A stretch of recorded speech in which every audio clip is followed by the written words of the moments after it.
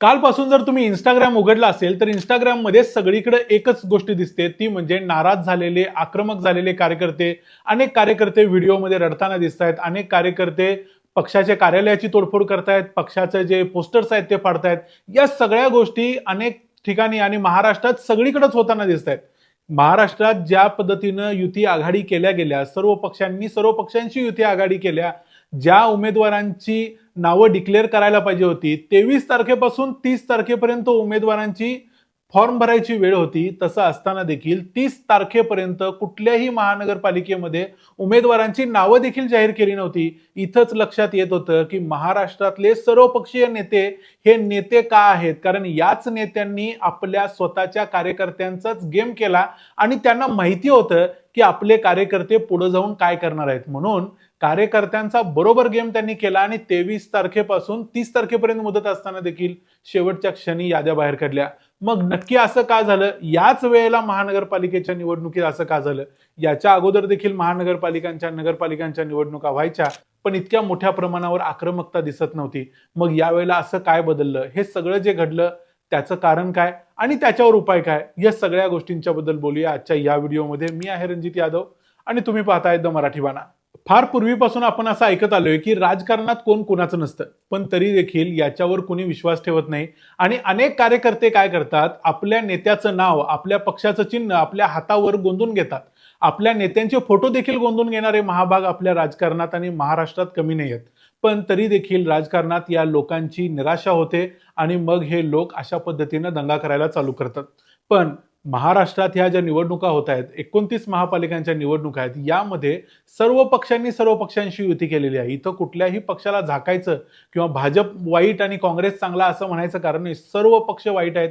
सर्व पक्षांनी इथं एक दाखवून दिलंय की कुणालाही कार्यकर्त्यांचं किंवा निष्ठावंत कार्यकर्त्यांची सोयरसुतक राहिलेली नाही.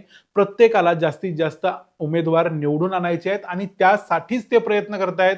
आपला कार्यकर्ता निवडून येतोय की आयात झालेला कार्यकर्ता निवडून येतोय, यानं कुठल्याही पक्षाला फरक पडत नाही.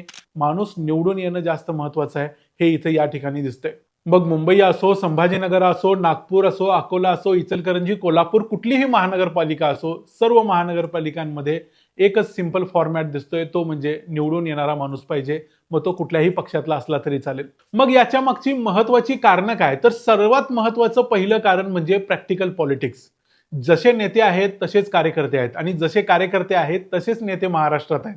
त्यामुळे जर नेत्यांनी अगोदरच म्हणजे 23 तारखेला जेव्हा फॉर्म भरायला सुरुवात झाली त्यानंतर लगेचच जर उमेदवारांची यादी जाहीर केली असती, तर ज्यांना ज्यांना तिकीटं मिळाली नाहीत त्या सगळ्या उमेदवारांनी म्हणजे इच्छुक उमेदवारांनी विरोधी पक्षात जाऊन तिथून मग उमेदवारी अर्ज भरला असता. ही गोष्ट सर्वांना स्पष्टपणे दिसत होती, म्हणजे सर्व पक्षीय नेत्यांना दिसत होती. म्हणजे एखाद्याला जर भाजपचं तिकीट मिळालं नाही तर तो लगेच एनसीपी मध्ये गेला असता किंवा काँग्रेसमध्ये गेला असता किंवा अगदी शिंदे सेनेत देखील गेला असता, तिथून जाऊन त्यानं अर्ज भरला असता. मग जसं कार्यकर्ते करणार होते या गोष्टीला उपाय म्हणून नेत्यांनी काय केलं, म्हणजे सर्वपक्षीय नेत्यांनी, की आपल्या याद्या जाहीरच केल्या नाहीत. 23 तारखेपासून 30 तारखेपर्यंत कुठली यादी जाहीर झाली नाही. 30 तारखेला अचानकपणे सकाळी सर्व उमेदवारांची नावं डिक्लेअर झाली, एबी फॉर्मचं वाटप करण्यात आलं आणि सर्वांनी अर्ज भरायला सुरुवात केल्यानंतर मग कार्यकर्त्यांना लक्षात आलं की आपल्याला डावललं गेलंय, आपल्याला उमेदवारी मिळणार नाही या पक्षाकडून. त्यावेळी मग कार्यकर्त्यांच्याकडे जास्त पर्याय शिल्लक राहत नाही. आपण आता कुठल्या पक्षात जायचं, कुठल्या पक्षात, कारण सर्व पक्षांचे उमेदवार जवळजवळ फायनल झालेले असतात.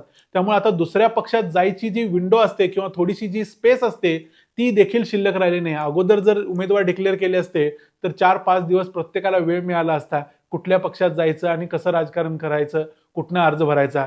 इथं विरोधी पक्ष देखील तसेच पळवायला बसलेले आहेत. म्हणजे एखाद्या काँग्रेसच्या उमेदवाराला जर तिकीट मिळालं नाही तर काँग्रेसवाला भाजपमध्ये जाऊन तिथून अर्ज भरू शकतो. मग भाजपमध्ये जो 20 वर्ष झालं त्याच मतदारसंघामध्ये जो कार्यकर्ता घासायला लागलाय त्याला डावललं जाणार आणि जो काँग्रेसमधून आयात झालेला उमेदवार आहे त्याला तिकीट मिळणार.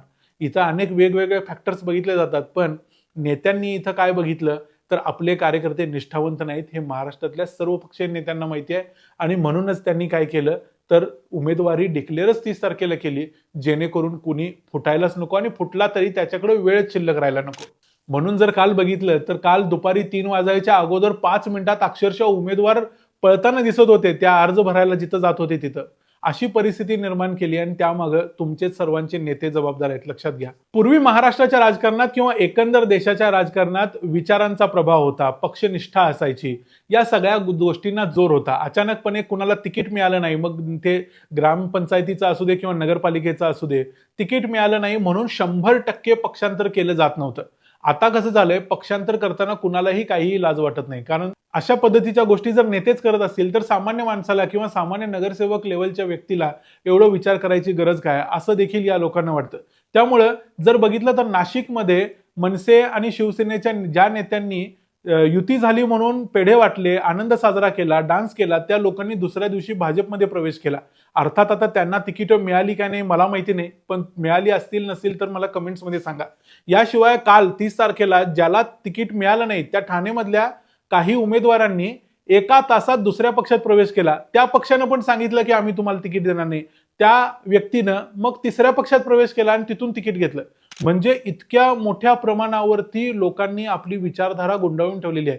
त्यामुळे जसे नेते आहेत तसेच कार्यकर्ते आहेत. पूर्वीच्या काळी जर बघितलं तर सेवा दलासारख्या संघटना होत्या, राष्ट्रीय स्वयंसेवक संघासारख्या संघटना होत्या आणि कम्युनिस्टांसारखे विचारांचे काही लोक होते. मग ते कम्युनिस्ट असतील, RSS असेल, सेवा दल असेल, प्रत्येकाची विचाराची ठेवण पक्की होती. काही काँग्रेसचेच होते, काही भाजपवालेच होते आणि काही कम्युनिस्ट होते. ते जरी तिकीट मिळालं नाही तर 20-20 वर्ष, 40-40 वर्ष बेंचवर बसून काढत, पण म्हणून लगेच पक्षांतर करून दुसऱ्या पक्षात जात नव्हते. त्यामुळे होतंय काय इथं, ज्याची विचारावर श्रद्धा नाही त्या लोकांनी मग जास्त काय अपेक्षा ठेवण्यात पण काही अर्थ नसतो. तिसरी महत्वाची गोष्ट आहे म्हणजे हा सगळा आता पैशाचा खेळ झालेला आहे. कारण ज्यांच्याकडे पैसा नाही, मग तुमच्याकडे पक्षनिष्ठा कितीही असली, विचारांची ठेवण कितीही पक्की असली, तरी तुम्ही निवडणुकीत उतरलात तर प्रत्येक मतदाराला जे पैसे वाटायचे जर आता प्रघात पडलाय, पैसे वाटायला जर तुमच्याकडे नसतील तर निवडणूक तुमच्यासाठी राहिली नाही. नाहीतर त्यासाठी तुम्हाला प्रचंड त्याग करून स्वतःची एक इमेज बनवावी लागेल. त्याशिवाय दुसरा आता पर्याय राहिला नाही. कारण जेवढा ज्याच्याकडे पैसा जास्त ती माणसं निवडून सहजपणे येतात, हे आपणच आतापर्यंत अनेक वेळा सिद्ध केलेलं आहे. तुम्ही मागच्या काही निवडणुका बघा, प्रत्येक वेळेला असं सिद्ध झालंय की जो पैसे वाढतो तो निवडून देखील येतो. त्यामुळे ज्याच्याकडे पैसा आहे त्याला मग तो कितीही पक्षनिष्ठा असो नसो, तो कुठल्याही पक्षात असो नसो, त्याला काही फरक पडत नाही. अर्ध्या तासापूर्वी पक्ष प्रवेश आणि जाताना AB फॉर्म सकट बाहेर पडणारे लोक देखील सगळ्या पक्षांमध्ये आहेत. त्याला कुठल्या पक्षाला झाकायचं उघडायचं कारण नाही. सर्व पक्षीय लोकांनी अशा पद्धतीचा प्रघात पाडलेला आहे. त्यामुळे याला कुणी काही करू शकत नाही. त्यामुळे याच्यावर उपाय एकच आहे की सर्वांनी चांगला पैसा मिळवा, चांगलं काम धंदा उद्योग करा आणि पैशात घेऊन तुम्ही स्वतःच्या राजकारणात या आणि त्याचा वापर करून निवडून या. किंवा विचारांची ठेवण पक्की ठेवा, विचारांच्या जीवावर लोकांचं काम करून, लोकांशी संपर्क ठेवून, लोकांच्या जवळ जाऊन मग तुम्ही एक जनसंपर्क तयार करा आणि त्याच्या जीवावर निवडून या. फक्त तुम्ही पक्ष आपला आहे आणि पक्षाचा नेता आपला आहे, पक्षाच्या नेत्याचं मी हातावर गोंधून नाव घेतलंय किंवा चिन्ह काढून घेतलंय म्हणून काही होणार नाही. अशा लोकांनी मग अशा वेळेला काय करायचं, ज्यांना ज्या वेळेला डावललं जातं. त्यामुळं या सगळ्या गोष्टींचा विचार आता नेत्यांनी आणि कार्यकर्त्यांनी दोघांनी करायला पाहिजे. कारण कार्यकर्ते जसे आहेत तसेच नेते आहेत. नेत्यांना देखील टार्गेट आहे. तुमच्या भागातला जो आमदार खासदार आहे, जो तिकीट वाटपाला आता बसलाय ना, त्याच्यावर टार्गेट आहे. त्याला सांगितलेलं आहे की निवडून येणाऱ्या माणसांना उमेदवारी द्यायची. मग तो आपला आहे की परका आहे याचं फरक नाही पडत. त्याला नंबर्स दाखवायचे आहेत. जर 70 नगरसेवक असतील तर 70 पैकी किती % निवडून येणार, सगळेच्या सगळे निवडून येणार असतील तरच तिकीट द्या. मग तो भलेही कुठल्याही पक्षाचा, कुठल्याही विचारांचा काही असो, आपल्या चिन्हावरचा नगरसेवक वरती दिसला पाहिजे. यासाठी हे सगळं राजकारण चाललंय. त्यामुळे प्रत्येकानं जाणीवपूर्वक विचार करून, अभ्यास करून आणि प्रॅक्टिकली या गोष्टीला समजून घेऊन यामध्ये पडा.